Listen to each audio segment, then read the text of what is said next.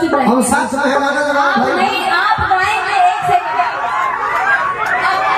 सब फ्रिक्स भैया सिखा के लेंगे। आप गाएंगे और मैं करूंगी कि छाती कर ले उतार हर दम कचर ले वही ना बोल रहे हैं कि होगा तो ठीक रहेगा। क्या बोले? जो साज बात है वो हमारे और आपके क्या बोलते हैं तालमेल का है। आप तालमेल में आपसे तालमेल करना, साज बात से क्या लेना देना मेरे को? आपसे लेना देना है ना, तभी इतने दूर से आ रही हूँ मैं, छोड़ छाड़ के सलीम की गली। अच्छा, आपको कौन सा गाना सुना बताइए। आप जो गाते हैं वही कोई भी सुना दीजिए ना। तो कुछ तो आप आने के पहले गा दिए और कुछ अभी गा देते हैं। उठावा के लिया ना। हाँ, उठवा के ललिया ही गा दीजिए। डांस कीजिएगा ना अच्छे से। आप करेंगे तो मैं भी करूंगी ना, साथ चाहिए ना। देखिए, शादी जब होती है तो दूल्हे भी उतना ही हकदार होता है शादी का जितनी दुल्हन होती है। तो यहाँ पे भी मैं करूंगी तो आपको भी करना पड़ेगा। ठीक है, हम करेंगे। हाँ, सुन दीजिए, सुन दीजिए भाई। हमारा का फंसा देता है लोगों को। हम सूर्य नाम हम गाएंगे खाली कुछ कि कहने के दुल्हा अपना इतना जानो हो। ए मजा नहीं आ रहा सच में।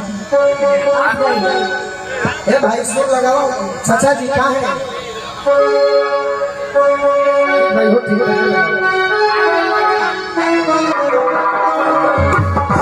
आज की उठावा के ललिया कना के बलिया अखियां में तोहरा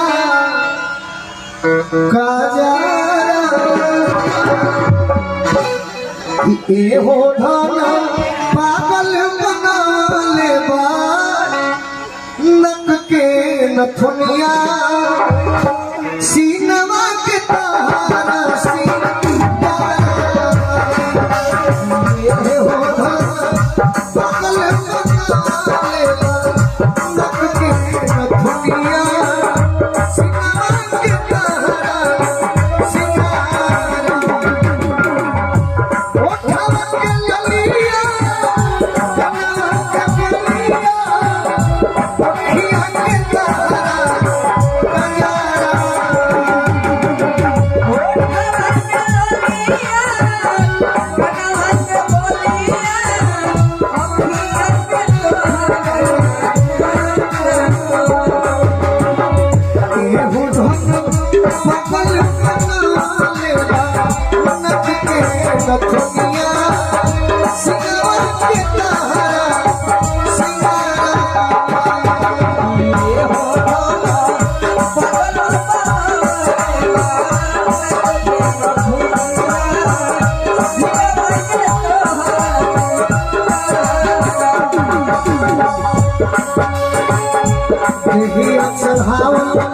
लागे सुना के पानी